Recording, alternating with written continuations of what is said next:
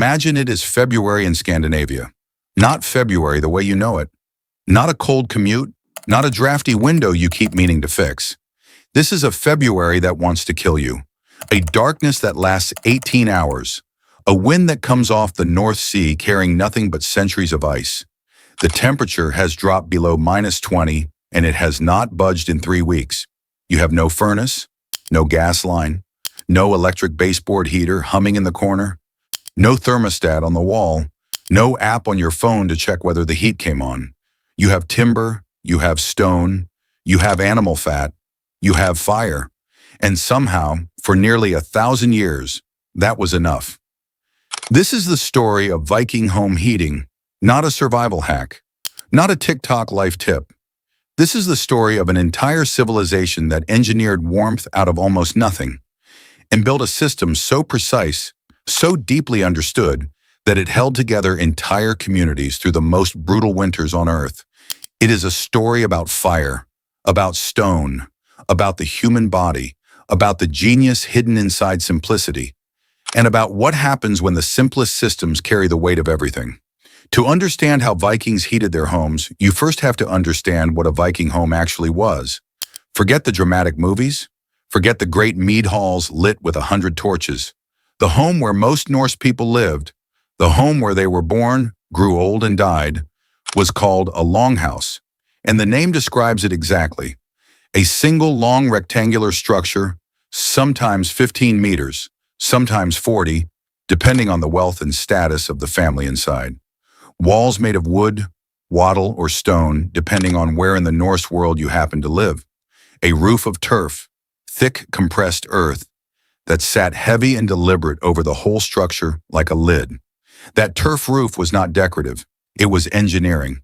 Turf is one of the finest natural insulators that exists. A well-laid turf roof could hold body heat inside a building the way a wool blanket holds warmth against skin. The grass eventually grew back on top, roots entangling and tightening over decades, until the roof became almost geological, a permanent living lid that breathed with the seasons. Viking homes did not just sit on the land, they became part of it. Inside, the layout followed a logic as elegant as any modern floor plan. Down the center of the longhouse ran the hearth, a long, shallow fire trench cut directly into the earthen floor. No chimney, no flue, just an open hole in the roof above it, a simple aperture that served as both exhaust for smoke and inlet for the pale Scandinavian light. This arrangement seems primitive until you understand what it actually achieved. The central hearth heated not through radiation alone, but through convection. Warm air circulating through the entire structure constantly. The long axis of the building was almost always oriented to catch the prevailing wind, which drew air through small ventilation gaps near the floor and pushed smoke out through the roof opening.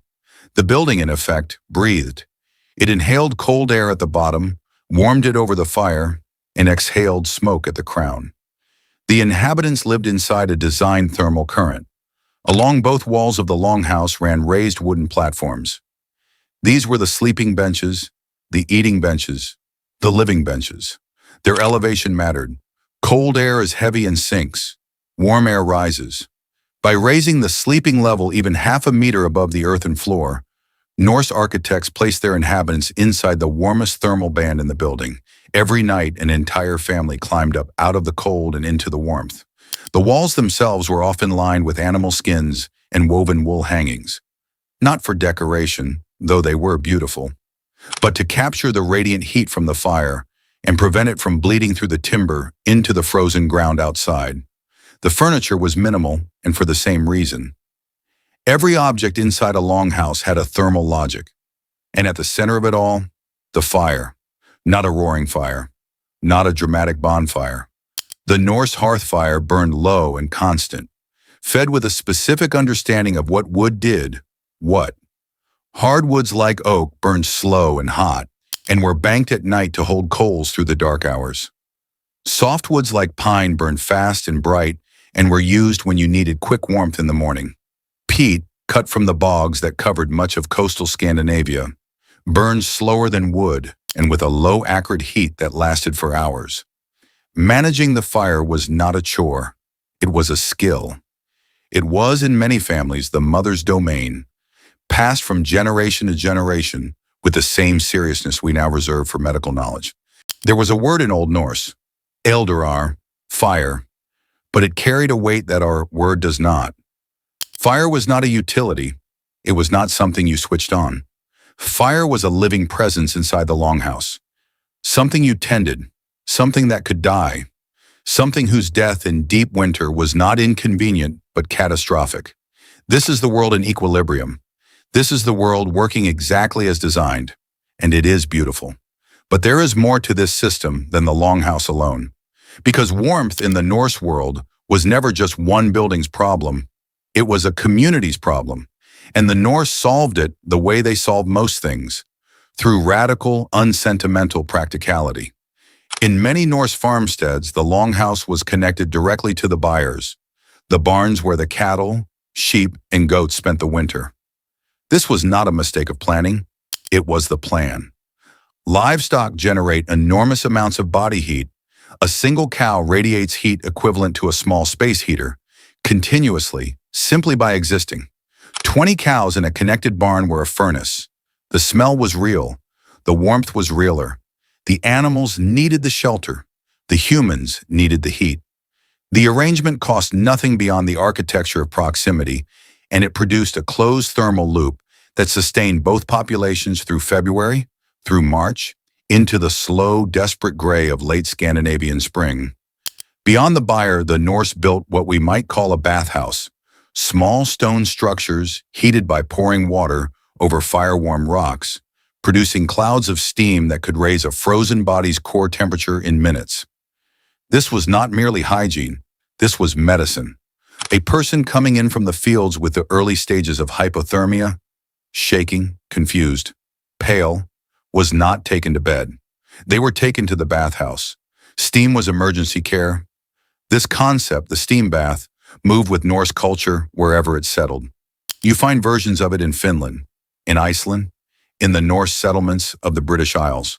Wherever these people went, they built their thermal infrastructure. The same way a modern city installs water mains and electrical grids before it installs anything else. Because without warmth, nothing else worked. The Norse even understood, in ways that predate the science by 1,000 years, the concept of layered insulation. Their clothing followed the same logic as their buildings. Wool against the skin, because wool retains heat even when wet. Fur over that, because fur traps still air. The body itself was treated as a structure to be insulated. And the best Norse wool, tightly woven and lanolin-rich, was among the finest cold-weather material in the medieval world. They were not surviving winter. They were engineering around it. And yet, there is a detail in the archaeological record that does not fit the picture of perfect competence. It appears in the excavations at Norse sites across Greenland. The most extreme outpost of Viking civilization, settled around 985 AD by Eric the Red and his followers, and abandoned sometime in the 1400s. The Greenland Norse built their longhouses well. They brought their techniques with them. They oriented their buildings against the wind. They turfed their roofs. They kept their animals close. They did everything right. But Greenland was not Scandinavia. It was colder. The growing season was shorter. The trees that had always fed the hearth fire, were almost entirely absent. Greenland is not a forested land. It is rock and ice and a thin coastal margin where the grass grows briefly and the sea sometimes unfreezes. The Norse brought a system calibrated to one environment and installed it in another, and they did not change it.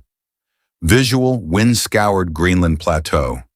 A longhouse half buried in snow. No trees visible anywhere. The hearth smoke from inside almost invisible against the gray sky. The Inuit people who had lived in the Arctic for thousands of years, who had evolved their entire material culture around precisely these conditions, did not build longhouses. They did not use central hearths.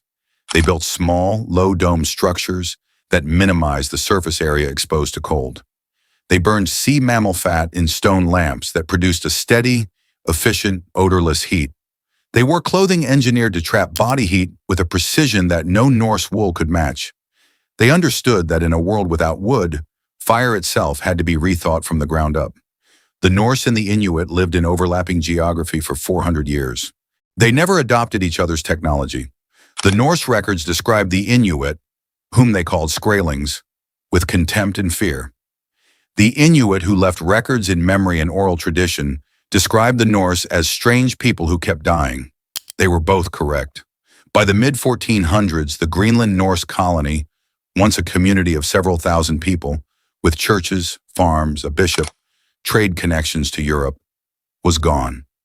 Every one of them, not killed in battle, not taken by plague, not carried away by catastrophe. They simply ran out of warmth, or more precisely, they refused to acquire the warmth that was available to them. They had the knowledge around them, living, working knowledge of Arctic survival, demonstrated daily by the Inuit. They chose not to learn it. We do not fully know why. Pride, perhaps, identity.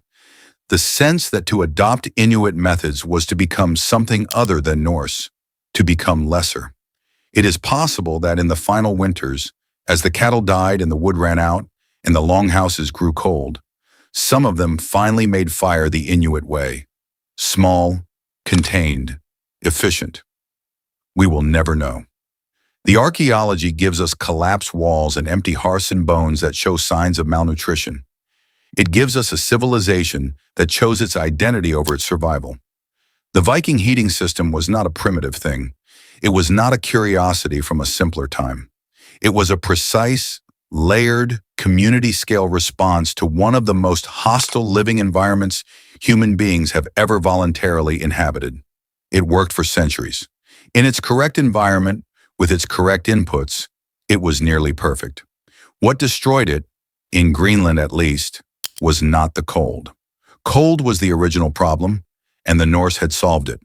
What destroyed it was the assumption that a solution is permanent, that a system calibrated for one set of conditions will continue to work when the conditions change, that identity and method are the same thing, and that to change the method is to lose the self. This is not a Viking failure. This is a human failure. We see it everywhere, in every age. We build systems for the world as it is. We teach those systems to our children as if they are the world, as it will always be. We develop deep pride in those systems because they work, because they were hard-won, because they represent who we are. And then the conditions change, sometimes slowly, sometimes all at once. And the question is never really about heating. The question is always, can you look at what is working for someone else and ask, without pride, without contempt, what do they know that I don't? The Norse hearth fire was maintained by the women of the household. Every morning before the children woke, before the men rose for work, a woman reached into the banked coals from the night before and breathed life back into them. This was not metaphor. This was the literal daily act of sustaining civilization. The fire had to be kept alive through the night because relighting it from scratch in deep winter, with cold hands and cold steel, was slow and dangerous and could fail. They called it elder vardveta, the keeping of the fire. There is something in that phrase that survives the centuries intact. We are all in our own ways keeping a fire. Some fire we inherited, some fire we built ourselves. Most of us tend it without thinking. The same way every day, the way our parents showed us, the way their parents showed them. We keep it alive through the night and assume it will be enough for whatever morning comes. The Vikings were extraordinary. They sailed oceans in open boats. They navigated by stars and birds and the color of water. They built complex democratic legal systems at a time when most of Europe was still organized around brute feudal hierarchy. They were curious, violent, creative, deeply human. And in the end, on the edge of Greenland, some of them held their fire close and would not look up. The cold that killed them was not the cold outside. It was the cold of certainty. Every winter, somewhere in the world, someone learns to make fire in a new way. Not because the old way failed, but because the new way is better, warmer, more efficient, more alive. The Vikings who survived the worst winters were not the ones who built the biggest fires. They were the ones who understood the fire, truly understood it, well enough to know when to build it differently. That is the lesson the Longhouse holds for us, cold and buried now under 1,000 years of Greenland ice. Not how to survive winter, how to survive yourself.